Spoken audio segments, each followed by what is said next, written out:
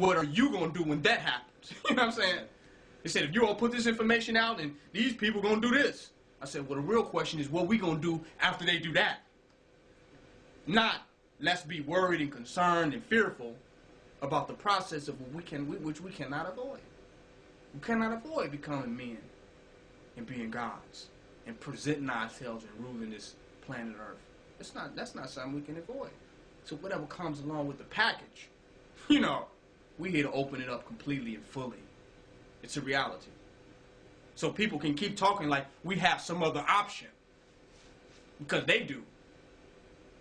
They have another option. Well, what if the CIA and the FBI do this and these people do that? I said, well, you got other options. What if you don't do what you're supposed to do? Then what are you going to do? Not achieve and not manifest and not put any effort to bringing your highest vision into existence. That's the only reality. So it's a bigger failure to have not at all chose to manifest the greatness of our legacy. That's a bigger failure than to have put forth effort and have come across challenges. It's a bigger failure to have not even, just sat there and not even did nothing. It's a reality. So these people are not making intellectual statements. They're making a statement from a position that they have got stuck in. They're making the conversation from a position. I was looking at the whole Barack Obama thing, and it seems positive. And that's people's biggest argument, that, you know, Barack Obama's running for president, or he's president now, and this is a positive thing for positive people. And they present it like that. But if you really listen to them, they're passive. Because every idea you bring to them, they're saying Barack Obama is going to do this. I said, wait a minute now. Whatever Barack Obama do is what he going to do. Now, what are we going to do in the here and now? But then they throw in the Barack Obama in there as a saying that, well, we ain't got to do nothing now. We got Barack Obama.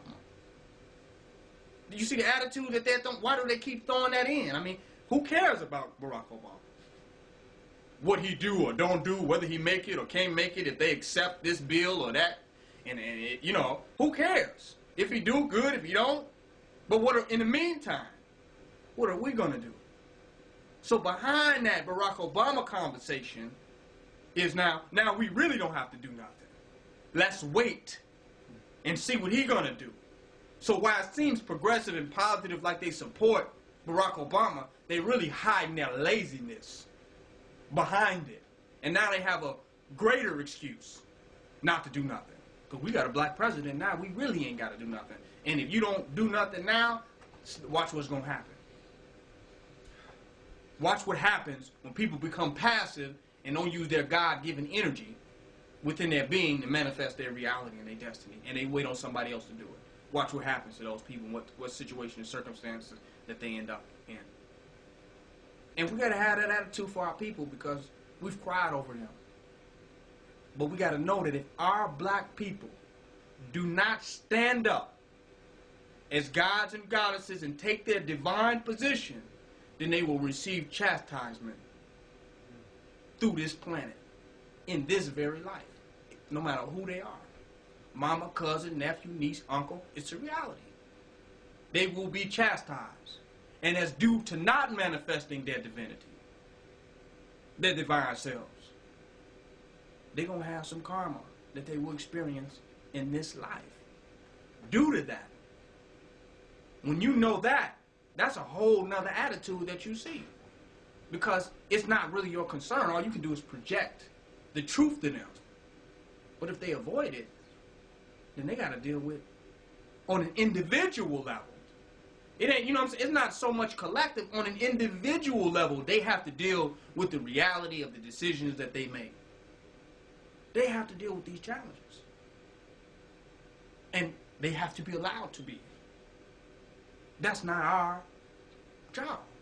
We just putting the divine consciousness out there so that they can grasp onto it and make a divine decision. But if they choose not to, then it's karma for that. It's karma for not knowing that you need a naturopathic healing center to heal yourself, to study herbs, to build yourself and become a physical, mental, spiritual, and emotional deity. It's a sacrifice for not doing that. That you pay over time. You will suffer on this earth for avoiding the real process of divine becoming. It's a reality. And 90% of the circumstances and situations that people go through is because of that. Their own lack of development and their choice not to develop in the most divine way for their well-beingness. So there's divine karma that these people will suffer for not developing. Every time the police come in our community and beat the shit out of somebody, that truly is divine karma. Because that community did not get together and become sincere nationalistically about the condition of their community and their people, because they didn't, they lose their sons now. Correct? They lose their nephews now, brothers and cousins. Why? Because that community did not develop realistically in a nationalistic manner to see to the well-beingness of its existence. So as it refuses to do that, that community will receive divine karma. We can reach as many of them as we can to try to let them know and make them aware of what they're going to deal with. It ain't just the white man, it's their karma. Because the European can only get in at their negligent points. Do you see the point I'm making? He can't get in where there's no negligence. If you leave no door open, there's no door for him to get into. So their very negligence becomes their fault. Their negligence becomes their fault. They blame the European doctors for their health. But no European doctor told them to sit and eat all that shit. But then it comes to a point where now their health is in his hands. Is this right? Now he has a decision to say, well, you're going to take this or do this, I'm going to give you this and I'm going to give you that. But you would never have got to that point had you become a deity and was concerned about your own health and lifestyle and eating habits and what you do and do not do based upon your own well-beingness. So when we end up on the devil's table, that is karma. That is the byproduct of our negligence. The byproduct of our lack of concern and our apathy for ourselves and our own community. We end up on the devil. That's karma. It's a reality. If we choose to heal our own people and heal our own community and heal ourselves, there's no way we can end up in that predicament. If we change our diet as individuals and make health our utter concern, because people make the clothes on their back more important than their own health. They'll invest more in bullshit and trying to seem and look important and be important to all these people. That's more important than their damn colon and heart and lungs and kidneys. How you view me is more important than what's really going on with me. Now, what's going to be the karma of that attitude and that perspective? They don't eat to live. They eat for pleasure. They don't eat because they're concerned about nutrition and what the purpose of food really is for in the body. They eat because of pleasure. They eat to be accepted in this social group while they sit at a plate.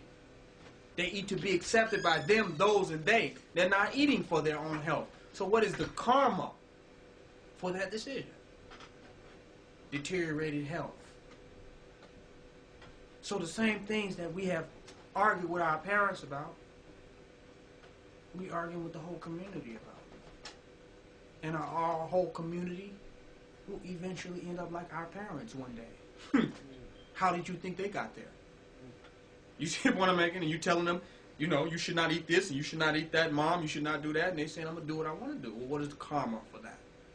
What is the karma for choosing to be unconscious and not take the knowledge, wisdom, and understanding for those who have compassion and care for you? What is the karma for that? So nobody should be mad and upset when these manners of trials and tribulations manifest themselves, when they know, but by their own negligence, by their own lack of concern and care, that they found themselves in those different situations and circumstances. So we're here to lighten the load of karma by enlightening people to a divine way to exist. This is what we call divine culture. we enlightening them.